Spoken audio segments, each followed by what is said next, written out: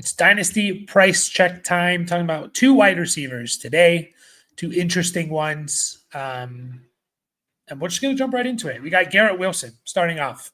Wide receiver 13, according to Keep Trade Cut. He's 24 and a half years old. It's been kind of frustrating if you've been a manager of Garrett Wilson, because we all know if he's on the right team in the right situation, if he's with Burrow, if he's with maybe Mahomes or Josh Allen, he's probably a top 5, top 7 receiver. But the fact is, he hasn't really produced. He's been wide receiver 31 points per game, 39 points per game. And this last year was his best year at wide receiver 23. So not really a difference maker unless you play in kind of deeper leagues. I'm not saying he's useless, but you're not winning leagues because of Garrett Wilson. We're 3 years into his career. And it feels like they're kind of in the same spot as they were when they drafted him. I don't know if Rodgers is going to be there. I do believe in the head coach. I think the head coach is going to be good. But they need a quarterback, no matter how good of a head coach you are. So does one fall to them in this draft? Do they even want one in this draft? I don't know. And we see it, I don't know. It's tough. We've seen it with a lot of receivers. We see it with DJ Moore. We saw it all those years. And then he had that big year with Justin Fields, Terry McLaurin. Really, he had another big year before this last year, but he finally gets a quarterback and he's like a top 12 receiver. Chris Olave seems to be going down that route. Drake London was kind of going down that route. And then we saw him get at least a guy that can be competent throwing the ball in Cousins, to a certain extent. But Garrett Wilson, we just think he's going to, do we see him his value going up? Can he get better? Or is this just he's kind of going to be a low end, at least for next year, a low end wide receiver 2 at best. And we hope he gets on a better team after, he's a first round pick, so they could bring him back for a 5th year, but we hope the situation improves. Is that what we're looking at? Or is there a chance he can finally break through and, maybe score 12 touchdowns and put up 1,200 yards and 100 plus catches? The Jets score 12 touchdowns? Are you crazy? Yeah, right. No, I don't think the situation's going to get much better. We believe in the talent. I think he's a great guy to target for a team who's not super in contention. And he's great as basically your wide receiver, 2 to 3, on your team, the guy is very talented, obviously, but just this, like you said, the situation's just terrible. I don't even know if Rodgers staying there would be helpful for him, because I feel like they would work out a way to keep Devontae as well. And that's going to affect him. But yeah, I think it, just looking at it through that lens, I don't see it getting any better these next couple of years, or we'll just say this next year. Yeah. So it's kind of a hard one he's a cipher. Yeah. It's interesting because Rodgers, he threw 28 touchdowns, and almost 4,000 yards. He wasn't terrible or anything, but it just didn't feel. And maybe that's more a testament to Garrett Wilson. I don't know. Even before, I want to say Garrett Wilson was actually better when Devontae Adams came in a weird way. Maybe that's not true. Maybe it was kind of even, but it wasn't like this. Holy crap, he was awesome the first 6 weeks and then he fell off. He was just kind of a lot of catches, not a lot of yards necessarily, consistent, but only 4 games over 100, nothing over 115. So no massive games in terms of yardage and touchdowns. We're not seeing any 150-yard, 3 touchdown games and stuff like that. Just a lot of catches. And that's definitely the product of the offense for sure. Even look at week 5 against Minnesota, 23 targets. It's that's great. Yeah. 13 catches for 101 yards and a touchdown. It's just what the hell? Yeah, if that's Burrow throwing to Chase, that is a 200-yard, 3 touchdown game, Mm-hmm. So yeah, just bad situation all around. But I think, we play Dynasty kind of like, well, these things are meant to be kind of like, you're playing the stock market, but he's a great player that you want on your team. But he is probably going to be frustrating this next year. I mean, what's the percentage split of like his value falls versus his value rises? So like, do you think it's more likely he finishes the year and he's like wide receiver 18 to 20-ish? Or you think it's more likely he's like top 8 or, maybe top 10, if you want to say? Which one's more likely to you?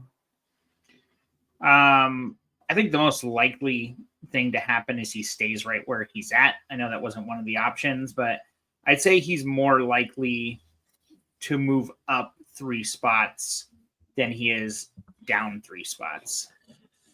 I would say. Just because, I could easily see him overtaking. It's hard for him to see him overtaking the top 8 guys through Nico Collins, but I can easily see him overtaking Drake London. If Marvin Harrison has another down year, and Wilson has a good year, he'll jump him. I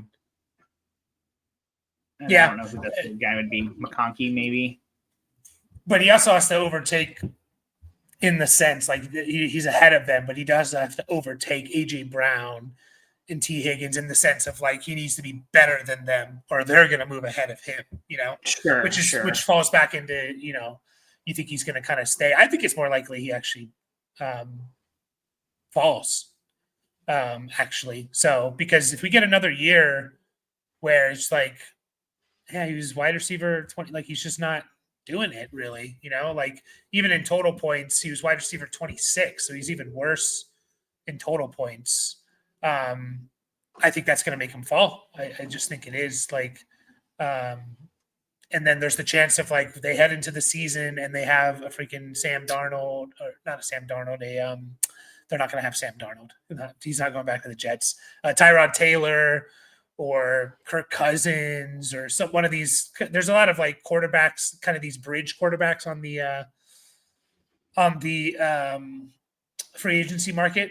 So I don't know. I think it's more likely he actually falls, and I guess that's the case to kind of still kind of sell high on him, knowing you're probably going to get another year of this at best, and that's going to, in my opinion, make him fall just a little bit. So it's all about, again, probably a down tier here. Can you get a Roma Dunze and something on top, or even a Rushy Rice or something like that? I don't want to go too far, but we know he's good. He could get traded. There's still a lot of stuff that could happen. He even said he doesn't want to play with Aaron Rodgers. So, but that could all change. You never know. He said he doesn't want to play with Rodgers. I think he said that during the season. Oh shit! I don't know I don't remember who reported it or when it came out, but it was yeah, he came out and said if Rodgers is staying, he's going to ask for a trade or something. So, again, that could be false news. Who knows? But yeah, I'm surprised he finished that low. I'm looking at Fantasy Pros for their stats, and it looks like they default to. No, I think this is half PPR. So I got him at 201 points, 101 catches, 1,100 yards, 7 touchdowns. Yeah, so it's got to be half. It says that he finished as number 11 total points. Garrett Wilson? Yeah. Oh, total points. Yeah. I had 2023 up. Yeah, total points. He was 11. Oh, okay. Yeah. I think I missed that. I was probably reading. No. I meant to. Yeah, I read that as 2024. Yeah, his total points were good, but again, I think we got to be careful when it comes to that. The next guy we talk about is the king of that, total points versus points per game, and it's you got to really look at okay, yeah, your total points is this, but are you making a difference every week? Week to week. Yeah, and it's okay, he probably had 3 games where you probably won that week. Basically, he had 3 games over 20. 3 games over 15 is all he had in half PPR. That's not very good for a guy that finishes top 11. I would imagine most guys are at least 4 to 5 for the most part. I mean, JSN right ahead of him has 1, 2, 3, 4, 5, 5 over 15. Mike Evans has 1, 2, 3, 4, 5, 6 over 15. That's kind of where, for those low end wide receiver ones, more what I would expect out of you, which doesn't sound like a lot, but like 2 games is a significant part of your season, right? So 2 or 3 games, like, is a large percentage of the fantasy regular season. 15% or so is 2 games. So, yeah, it's not nothing there, but I don't know. I think under the basis of I think he's probably going to fall if he doesn't get traded or they don't improve their quarterback situation. It's definitely like a wait and see type of thing, but I don't mind tearing down from him, but under the basis of that, that he is going to fall in value and you're trying to get top value for him. No, you should have traded him to Brandon. No. DK, what's funny though? In our first rookie draft in one of our Dynasty leagues, I was talking shit to everyone like, what? You guys let Garrett Wilson fall? Why'd you do that? And I think it was Brandon that said it's because he's on the Jets. And kind of like both of us were right. Like, why'd you guys let him fall? But also him being on the Jets really kind of hurt his value. DK Metcalf, once upon a time, was the wide receiver 1 at the end of the 2020 season when he had his best year. He's kind of the same. Like, you look at the per game stuff because he never misses a game. He did miss time, I think, this year. But 2 games. 2 games, yeah. Previously, I don't think he missed a game up until this year. And so, like, his total points is like, oh, yeah, I have wide receiver 15, wide receiver 12. But then you really look at the average and wide receiver 27, wide receiver 20, wide receiver 33. He's never been the big thing with DK is like he's never been a big target or a receptions guy. It's just not the type of receptions he gets. He had 90 in 2022. That was his most. But other than that, 75, the last 4 years, 75, 90, 66, 66. He didn't miss a game last year. And so it kind of comes down, he needs the touchdowns essentially. That's why he was so good in 2020. He had the yardage, but he's not going to give you, I don't think he's going to give you 100 plus catches. I just don't think that's the type of player he is. He needs the touchdowns, and the Seahawks just haven't really been very good. I think 2022 Geno was pretty good passing touchdowns, but the last couple of years, not so much. So what are we doing with DK Metcalf? Is he undervalued here as the wide receiver 28? Even though he's kind of been right in that range the last 3 years? Yeah, I don't know. I mean, probably not undervalued, probably kind of appropriately ranked. He's actually currently the wide receiver 25. He's over Jalen Waddle, DJ Moore, and George Pickens, and Ayuk. Mm-hmm. Which is kind of surprising. I mean, they're all basically valued the same. But it's I would rather have Waddle and DJ Moore for sure. Ayuk's probably closer. I'd probably take Ayuk. Is that all based on potential or? What? Ayuk or the guys, you mean? Yeah, taking him. Because I'd imagine over the last 3 years, they're pretty similar in their production, right? Yeah, maybe. I guess maybe Waddle, because Waddle and DJ Moore did have big years in that 3-year stretch, whereas Metcalf, I don't think did. His big year was 2020. I don't know. I'm just thinking I can't imagine they're that far off. I'm not going to look it up right now, but over the last 2 years or so. And they're basically surprisingly, I guess DJ Moore's fair, but Waddle being only a year younger than Metcalf seems a little strange because Metcalf was pretty young when he came in. Waddle, I think, was a little bit older, but yeah. Yeah. So, real quick. So, you feel that way, assuming he's going to be on the Seahawks, right? What if he gets traded to the Chargers or the Cowboy? I don't know. I'm just throwing out teams. Yeah, I'd feel a lot better about him, honestly. Okay. What if he goes to Pittsburgh with Russ. No. Russ is going to Pete Carroll and the Raiders. Okay, what if he also goes to the Raiders? I mean, Buffalo, we would love that. Sure. I know people are going to think like, oh, Amari Cooper. I just think Amari Cooper was in mid-season trades and stuff like that. There's a lot of teams out there. Like, I think we'd be pretty happy to see him go to. Yeah, he's definitely a tough one. Definitely, and he'll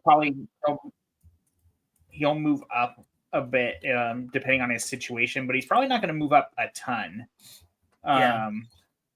It's funny because, like, I mean, he's just kind of like a good example of,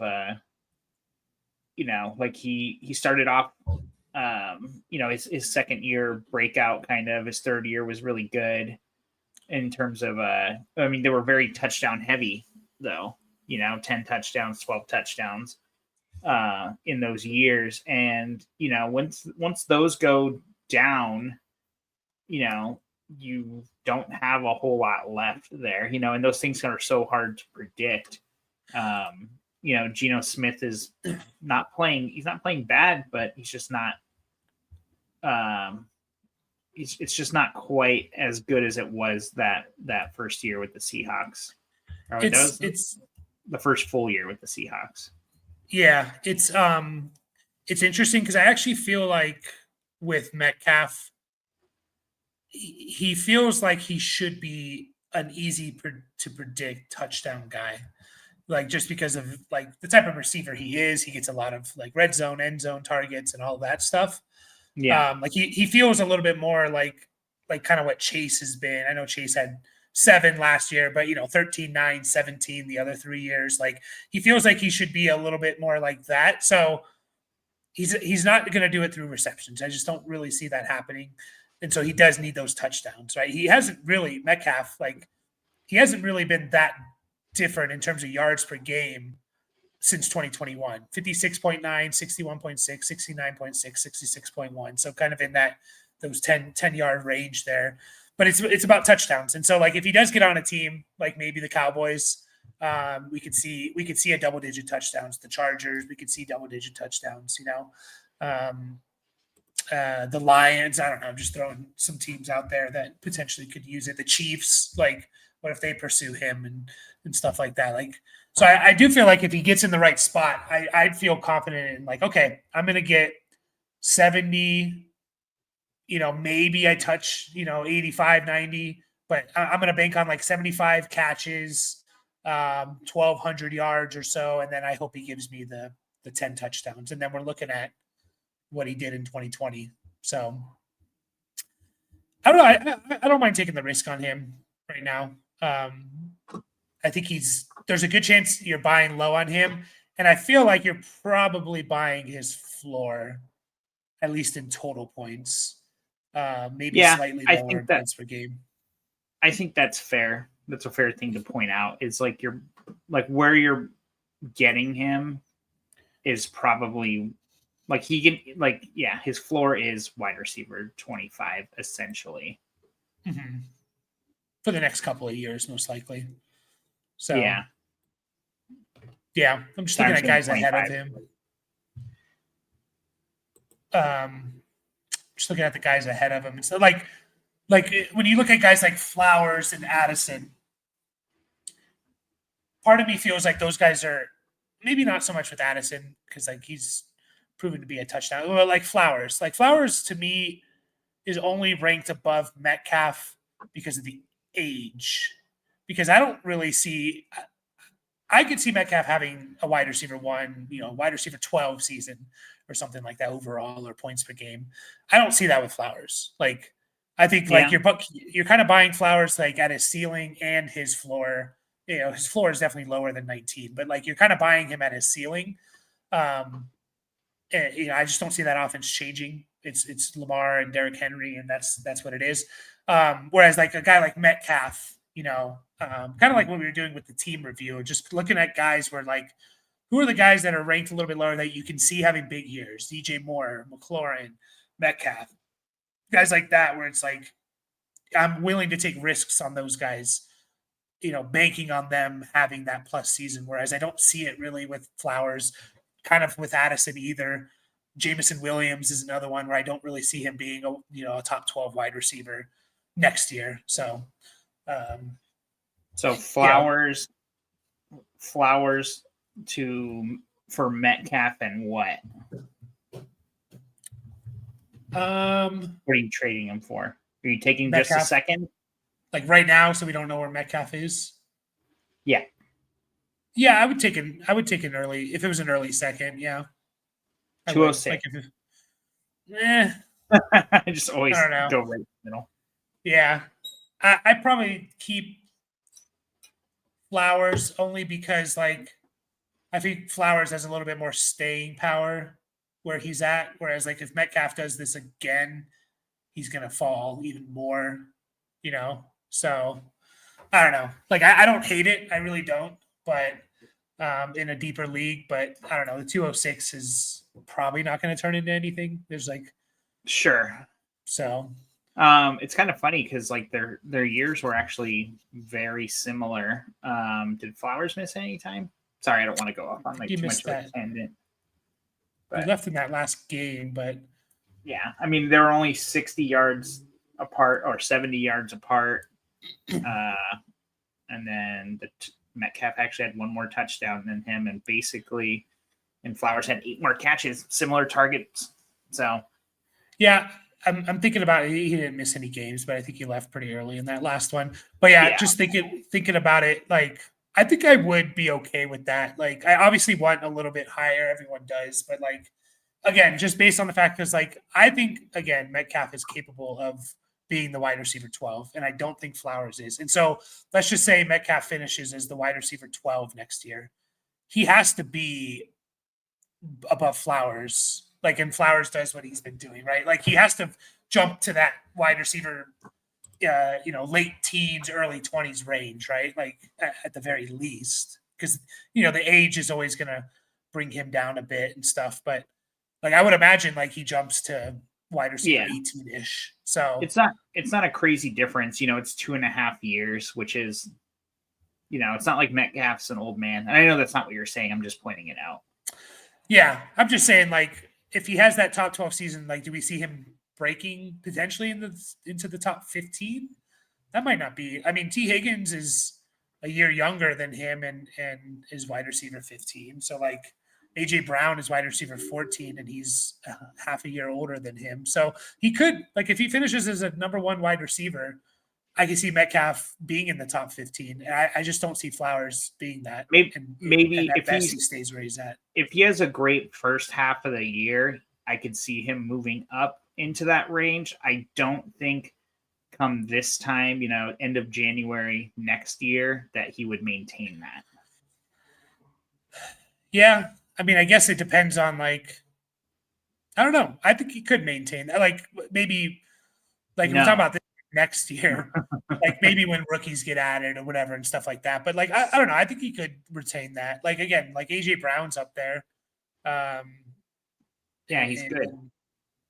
Yeah, that's what I'm saying. But if Metcalf has an AJ Brown year, which very similar players, they're not big catch guy. I know Brown had the big 100 catch year, but they're more 70, 75 to 90 catch guys. So if AJ Brown has a 2022 if Metcalf has a 2022 AJ Brown season, 88 catches, 1,500 yards, 11 touchdowns, I think he does kind of stay in that top 15. So I actually don't mind it. I don't mind doing that because I just find it hard to see Flowers or guys like him. JMO is another one. Addison's debatable. Even Olave at this point, he might be in that range of guys where it's just what are they? What are they? And I think we make this mistake a lot, and it's kind of my philosophy with not to go too far off, but Jalen Milroe, quarterback coming into this rookie draft, where it's he's probably going to be a 2nd-round pick in the NFL draft. And my philosophy is if he's a 2nd-round pick because he runs the ball, he's a big runner. So if I get 2 seasons of a top 10 quarterback, that's probably more valuable than most pieces or most players going after him in this rookie draft. And I kind of feel the same. Like I get one top 12 season, top 10 season from Metcalf versus 3 of like wide receiver 25. I'll take the one top 10, because like that's winning me a league potentially. Whereas like I can find other guys, finishing wide receiver 25. So I'm talking myself into it. But I also hyped up Metcalf last year, or like going into this 2024 season, and just didn't work out. Yeah. I know some of these guys we talk about, Metcalf being one of them, and I think Garrett Wilson too. Maybe everyone that we've done today, except for Jonathan Taylor. Like, I'm just thinking, like, man, do I even have any of these guys in my 6 Dynasty leagues? I don't think so. I need more leagues. Yeah, definitely. Join the Discord and get in some leagues with us guys. One last thing, they did bring in Clint Kubiak, who was the offense coordinator of the Saints last year. Ooh. And well, they started off. I remember. No. Do you remember how the Saints started off last year? Yeah, with 90 points in 2 games. Yeah.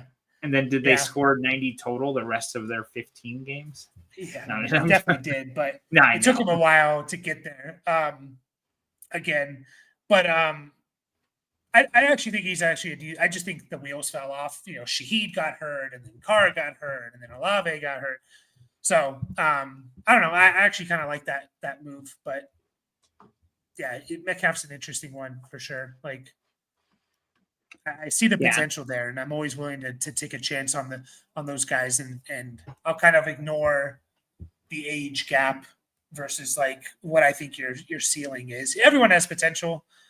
Addison, if Jefferson gets hurt, could probably be top 12. Maybe JMO, you can make the same case for, but we're just assuming, that's not going to happen. So, anything else?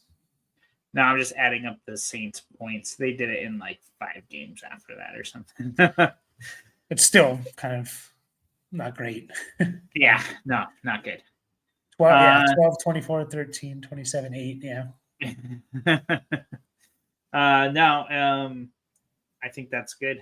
I think we are done. I was just going to say, you heard it here. Metcalf is better than AJ Brown. That's what Mike said. No, but they did go to the same college together. So, and they played at the same time, which was kind of funny.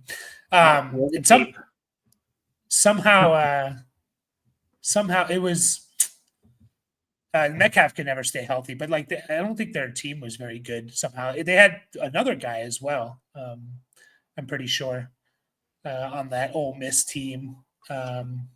I can't think of who it was, but Van Jefferson was there, Dawson Knox was there, AJ Brown, Metcalf. So, anyways, tangent. But we'll be back talking about some tight ends in the next video. So make sure to be on the lookout for that. Appreciate everyone, and see you all then.